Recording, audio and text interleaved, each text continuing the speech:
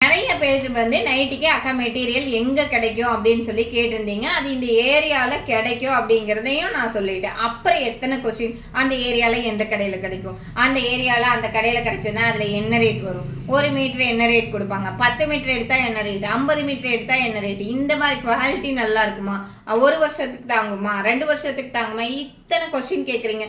நான் என்ன சொல்கிறேன் அப்படின்னா, நான் வந்து உங்களுக்கு எந்த இடங்கிறத சொல்லிட்டேன். அப்போ நீங்கள் என்ன பண்ணணும், போய் தேடி அங்கே கிடைக்குமா அப்படின்னு அலைஞ்சு திரிஞ்சு பார்க்கும்போது நமக்கு ஒரு ஐடியா கிடைக்கும். இப்போ ஏரியா சொல்லிக்கிட்டதுனால உங்களுக்கு போகிறக்கு அது ஈஸி தானே. நான் இந்த விஷயத்த தெரிஞ்சுக்கிறதுக்காக நிறைய இடத்துல வந்து அலைஞ்சு பார்த்ததுக்கு அப்புறம் தான் பார்த்தீங்கன்னா ஓகே இந்த மாதிரி போய் பார்த்து எடுக்கும்போது நமக்கு வந்து நல்லா இருக்குது அப்படிங்கிறத தெரிஞ்சுக்கிட்டேன். ஏன்னா ஒரு விஷயத்துக்கு நம்ம அலையும் போது நிறைய விஷயத்த கற்றுக்கிட்டேன். நிறைய ஒரு சில இடத்துல நம்ம துணி வாங்கி ஏமாந்துவோம். அதனால ஏமாந்துச்சு. ஒரு கடையில் பார்த்தீங்கன்னா 250 மீட்டர் வாங்கினா கடையில் வந்து பார்த்து அதை அப்போ விட்டுட்டு கொஞ்ச நாள் கழிச்சு பார்க்கும்போது பார்த்தீங்கன்னா 200 மீட்டர் தான் இருக்குது. அந்த கடையில் என்ன ஹோல்சேல் ரேட்டுன்னு சொல்லி கொடுத்தாங்க. நாமளும் லேட் ஆகிடுச்சு, ரொம்ப அலைஞ்சு டயர்ட் ஆகிட்டோம்.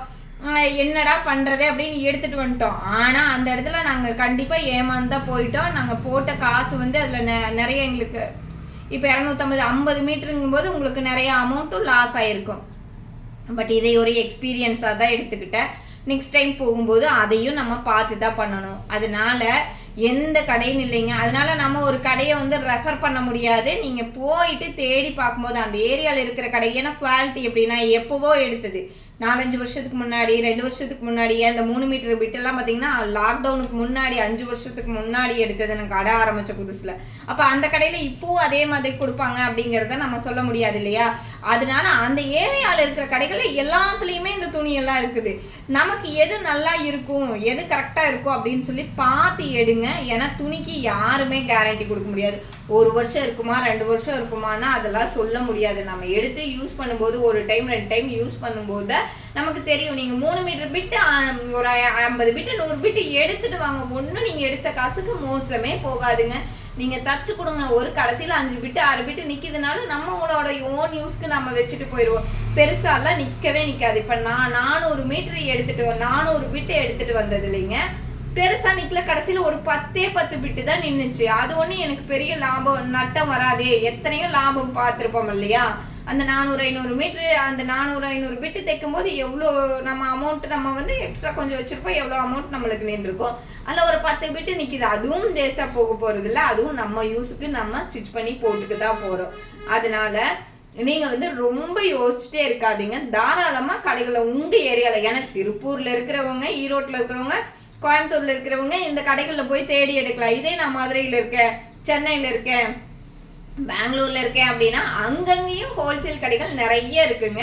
நம்ம ட்ரை பண்ணாமே இருக்க வேண்டாம். ஒரு 2 நாள் 3 நாள் நம்ம பொழப்புக்கு எடுத்தா சரியும். நம்ம அலையத்தான் செய்யணும். நம்ம ஒரு வேலை பார்க்கணும் அப்படின்னா சும்மா கிடையாது. ஒரு டைம் போய் அலைஞ்சு தெரிஞ்சு கடையை கண்டுபிடிச்சிட்டோம்னா அடுத்தடுத்தது எடுக்கிறது ஈஸி தானே. நீங்கள் ஏன் ரிஸ்க் எடுக்காம வீட்லேயே உட்காந்துட்டு இது எல்லாமே ஈஸியாக தெரிஞ்சுக்கணும்னு நினைக்கிறீங்க? ஈஸியாக கிடைக்கிற எந்த பொருளோட வேல்யூவும் தெரியாதுங்க.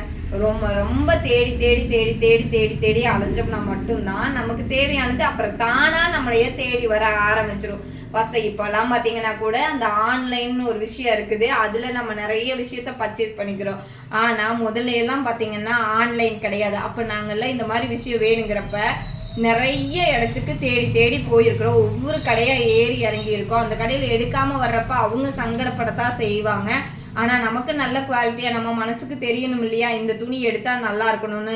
அந்த மாதிரி கடைகளை தேடி அலைஞ்சி எடுக்கிறப்ப அதுக்கப்புறம் பார்த்தீங்கன்னா ஒரு திருப்தியாக இருக்கும். சரி இங்கே எடுத்துகிட்டு வரலாம் அப்படின்னு சொல்லிட்டு நெக்ஸ்ட் டைம் போய் எடுக்கிறக்கும் நம்மளுக்கு வந்து, ஏன்னா கஸ்டமருக்கு அது ஒன்று பெருசாக மிஸ்டேக்கெல்லாம் எதுவும் வந்திருக்காது, துணி ஃபேட் ஆகிருக்காது. அப்படிங்கும்போது அடுத்தடுத்து எடுக்கிறதுக்காக நம்ம அந்த கடைக்கு போய் எடுத்துக்கலாம்.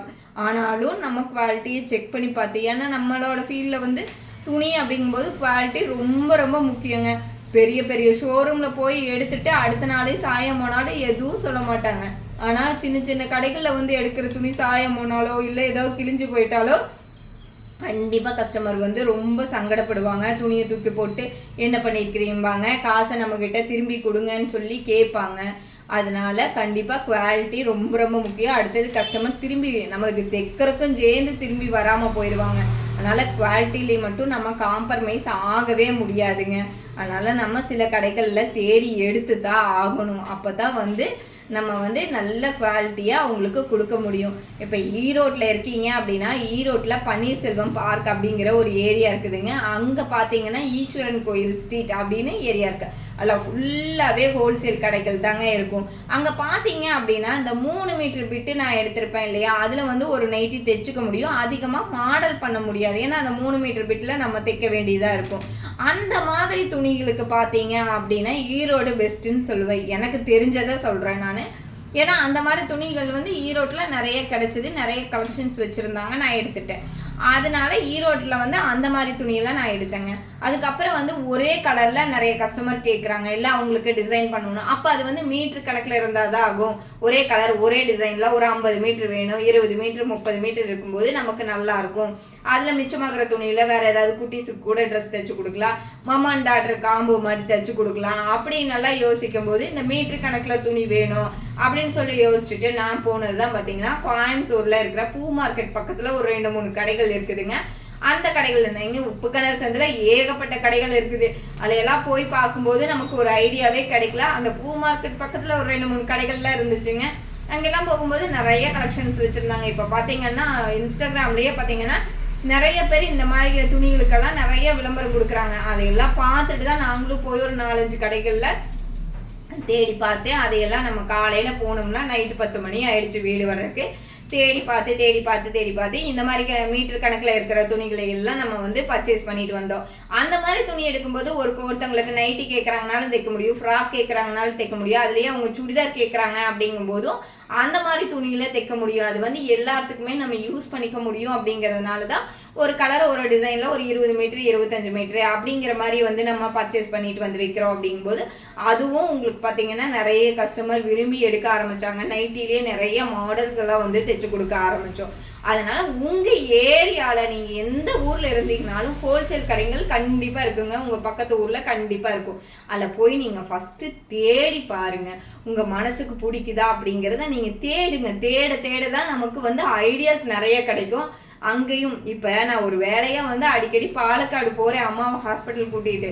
ஆனால் அங்கே கூட பார்த்தீங்கன்னா ஏதாவது இந்த ஹோல்சேல் துணி இருக்குமா, திருச்சூரில் போய் ஒரு வாரம் நான் ஹாஸ்பிட்டலில் இருக்கும்போது கூட விசாரித்தேன். அங்கே ஏதாவது ஹோல்சேல் கடையில் இந்த மாதிரி மெட்டீரியல்ஸ் எல்லாம் கிடைக்குமா அப்படின்னு சொல்லிட்டு ஹாஸ்பிட்டலில் நம்ம இருந்தோம்னாலும் அங்கே ஏதாவது துணி கிடைக்குமா, அது பார்த்துட்டு வந்துடுவோமா, நெக்ஸ்ட் டைம்லேருந்து ஆன்லைனில் ஆர்டர் போட்டு எடுத்துக்கலாமா அப்படின்னு சொல்லி அங்கே போகிறப்ப கூட அந்த மாதிரி மெட்டீரியல்ஸ் இருக்குதா அப்படிங்கிறத அங்கே இருக்கிறவங்ககிட்ட நான் விசாரிச்சுக்கிட்டேன். அந்த மாதிரி ஒரு சில இடங்கள் இருக்குது அப்படின்னு சொன்னாங்க. அதையும் விசாரித்து தெரிஞ்சு வச்சுக்கிட்டேன்.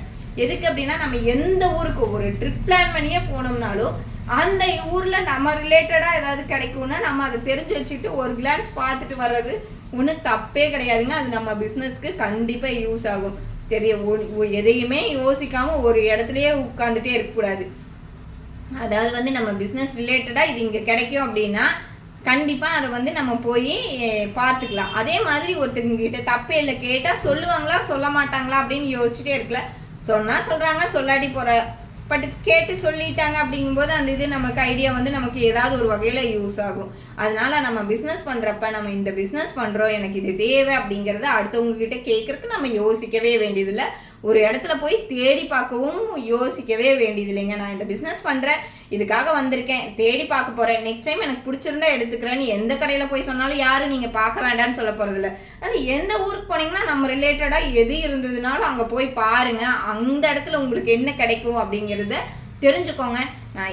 நான் தப்பாவெல்லாம் சொல்ல, இது ஏன் எல்லா கேள்வியும் கேட்குறீங்கன்னு கண்டிப்பாக கேட்கணுங்க. கேட்டு தெரிஞ்சுக்கிறதுல தப்பே இல்லை. ஆனால் ஒரு தேடலும் நமக்குள்ளே இருந்துக்கிட்டே இருக்கணும், நம்ம தேடிக்கிட்டே இருக்கணும் அந்த பொருளை. அப்போ தான் வந்து நமக்கு அதோட வேல்யூவும் தெரியும். தேடிட்டே இருக்கிறப்ப நம்மளுக்கு நிறைய கான்டாக்டும் கிடைக்குங்க. அதனால உங்கள் ஏரியாவில் இந்த மாதிரி கடைகள் இருக்கும்போது கண்டிப்பாக நீங்கள் போய் தேடி பாருங்கள். தேட உங்களுக்கு நிறைய விஷயங்கள் தெரிஞ்சுக்குவீங்க. நான் எனக்கு தெரிஞ்ச விஷயங்களை சொல்லிட்டேன். இன்னும் ஏதாவது விஷயம் வேணும் அப்படின்னாலும் கமெண்ட் பண்ணுங்கள்.